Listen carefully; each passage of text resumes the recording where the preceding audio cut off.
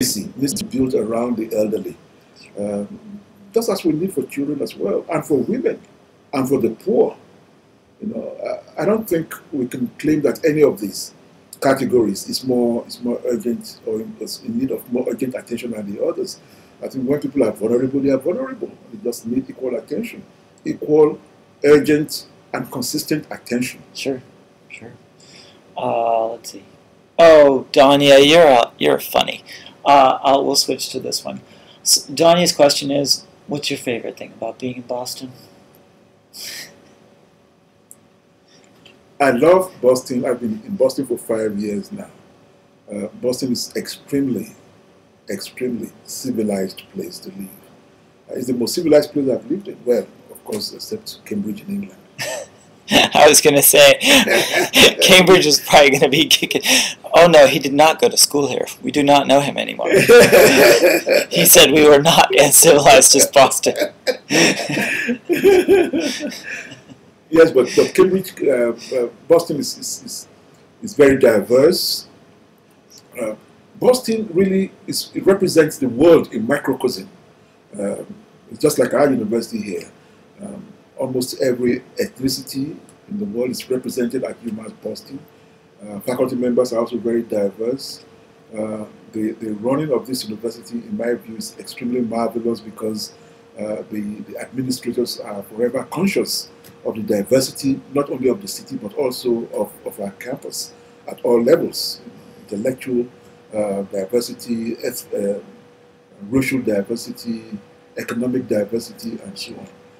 And Boston is a place where the various diversities are taken into consideration in its administration. So it's a very civilized place. I really love Boston.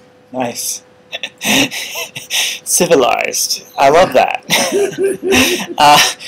Well, a couple of short questions, and then of course I get my last question, which is always the question that I end on. So let's get to the question that I saw up here, which I really liked as well. Let's see. Josh. Josh's question was great. Thanks, Josh, for your question. He says, you seem like a difficult teacher. I'm not sure that I could ever take your class without failing it. Are you a tough professor? Well, I advocate that in whatever it is that our students do, they must take a very comprehensive view. Sure.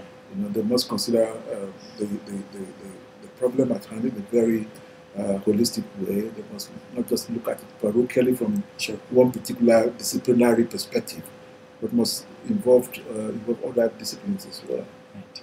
Does that mean you're a tough teacher? It means that I call upon my students all the time to be very broad-minded and to be very open-minded as well, and to be willing to learn from other people and to be open to other cultures. Dr. Awatora is definitely a diplomat, and he is very good at not giving you guys the crazy thought candy that you're looking for, because you guys always look for the things like that, and I love throwing it to my guests, because every once in a while I'll get a guest who's like, yeah, I'm a really tough professor, I'm a really like whatever, and they really start going at it. So I like that. I like that for sure. Alfredo, last question. It seems to me that disasters and sustainability should go hand in hand when things are being rebuilt. Is there a very specific structure that has been developed which incorporates these things? One size does not fit all. Okay. And we must not attempt to create one structure, a superstructure, that will address every single post-disaster situation in various parts of the world. That would not work. But we went back and forth about this before.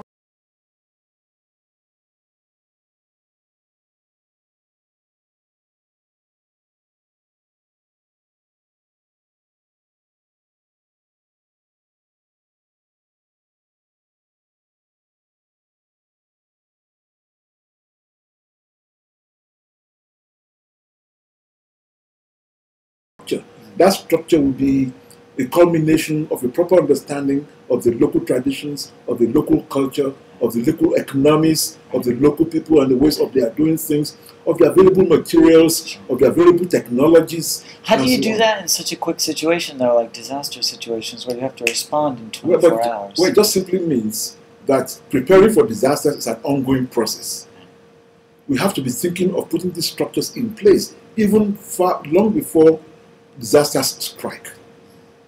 Preparation for disaster is a thing we have to do every day, long before disaster strikes. That way we have time to think through the building of these structures, the components that go to the structures, the involvement of the various local constituencies, the elderly, the disabled, the poor, the women, the children, the various ethnic nationalities. If you do this systematically, far in advance of disasters, then you are likely to build a very good and resilient structure. But if you have no structure in place and disasters strike, then clearly it will be a tall order to have in place quickly a structure that's going to respond to an emergency. So before the emergency strikes, the structure needs to be in place. Yeah, for sure. Sounds like there's another book on the horizon here for Dr. Alatola, because that would be a great thing for people to have, yes. Something like that.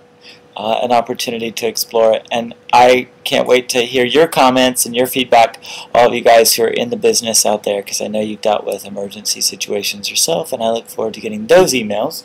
And feel free to email directly the center here and what they're doing, because they're excited to have that information too. My last question is... what's your address? Oh, yeah. That you guys can email, if you go to the website rebuilding.umb, which stands for University of Massachusetts in Boston, .edu. Alright, so check that out. That is the location for the website. Now, can I keep this? Yes, please. Yeah, I can keep this. Excellent. Now, let's, my last question is always, what is sustainability? Two parts to that question. First is 3 words that really encapsulate sustainability for you, and then a slightly longer definition. There is no standard definition for sustainability. He is totally a politician. Keep going. There's no standard definition. The United Nations, the European Union, various agencies have attempted to come up with a standard definition, but of course this is impossible because we're talking about a multifaceted concept.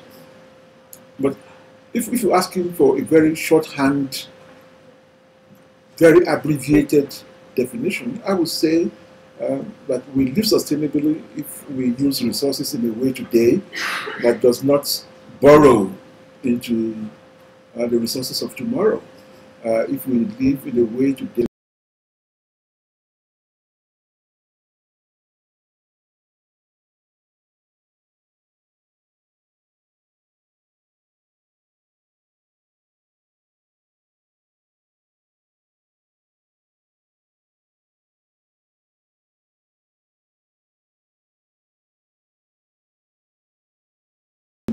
Sure. So if we didn't have kids, we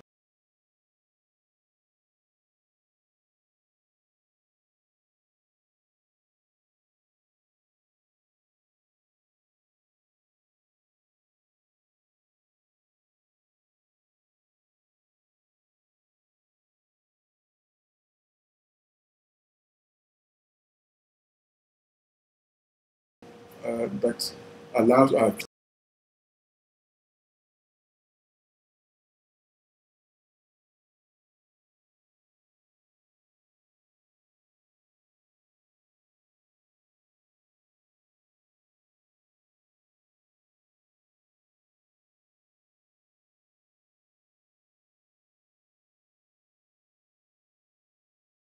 and what sustainability really means to that. Thanks again, everyone, for continuing to watch us and for exploring sustainability here at UMass in Boston. I've been talking